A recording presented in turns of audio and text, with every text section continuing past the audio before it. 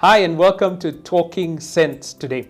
Today is a bit of an interesting one. If you have employees, you're an entrepreneur, or you are in the HR function within your organization, human resources, then this one is for you. But guess what? Everyone else.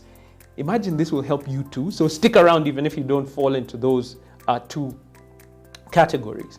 I want us to go through this with this in mind. Listen to this statement. You can't pay them enough. Just write that down for a second. You can't pay them enough. Now let me elaborate. If you have an employee who's struggling with their personal finance, simply increasing their income does not solve the problem that you have.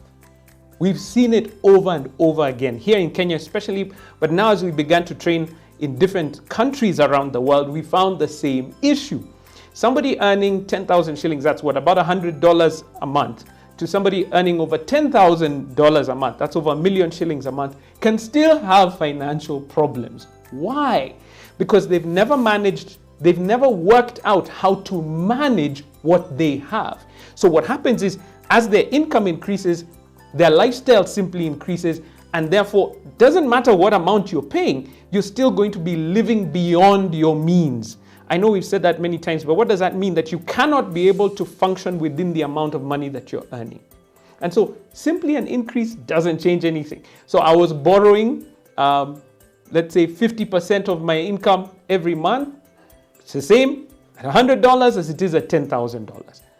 So what do you need to do to help your team members and you as an individual is to learn how to manage what you have.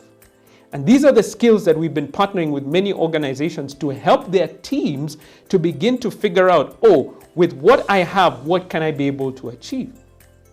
And when you're able to manage what you have, then it becomes a value conversation now when you're sitting down as an entrepreneur with your team member or as an HR with your team member.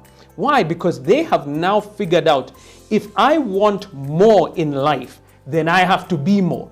I have to offer more when I come into the workspace, because that's now the conversation you want to have. You want to have a conversation with your team member who's trying to bring more of themselves, to bring more value to the organization. Then you can pay more. Not simply because of inflation. Yes, inflation is a huge pressure, but every organization cannot simply increase salaries simply because there's inflation in the environment that they're in. I have to say this, however. If you are underpaying your team members, that's something we must address. Because if there's no equity within the organization, then that team member, they cannot function at the level that they're supposed to be. So please address that first. Address the issue of, is this sufficient for your team member? And if it is, then the problem is not the amount of money, at least for the role that they're playing, but rather are they able to manage what they have? And we've seen this over and over and over again in organizations we've gone into, where team members have no idea where their money actually goes. So there's this thought process around budgeting that it's the big ticket items, pay rent, school fees, all these various things. And they do so, but there's no cash at the end until we actually come in and do an actual audit with the team member and ask them, where does your money actually go? Can you track your expenses? And as they track, they begin to see, oh my goodness, just like Waithaka here, I've shared my story so many times, I was spending more on takeout food than my rent. And it didn't matter how much I was getting paid by the organization I was working for.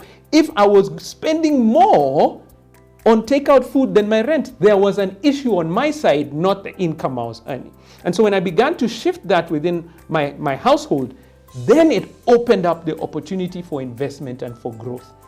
If I wanted to grow from that position, then it had to be a value conversation. And that's the one that you want to have. So please address any inequity within your team. If somebody is underpaid, make sure they're paid right. But beyond that, you now need to begin to invest in their financial education. That's where it's going to shift, not just their personal life, but their productivity at work. Because somebody who knows how to manage their money, they're less stressed. They come into the office ready to work and to bring value. And I think that's something we need to invest in. That's Talking Sense for today. Please do make sure you subscribe, Follow us. Make sure you turn on the notifications as well. Go to all our social media, Facebook, Instagram. I think we're on TikTok as well. Hey, LinkedIn is huge for us as well. So please do follow us on LinkedIn, and we'll have more conversations like this in future. See you later.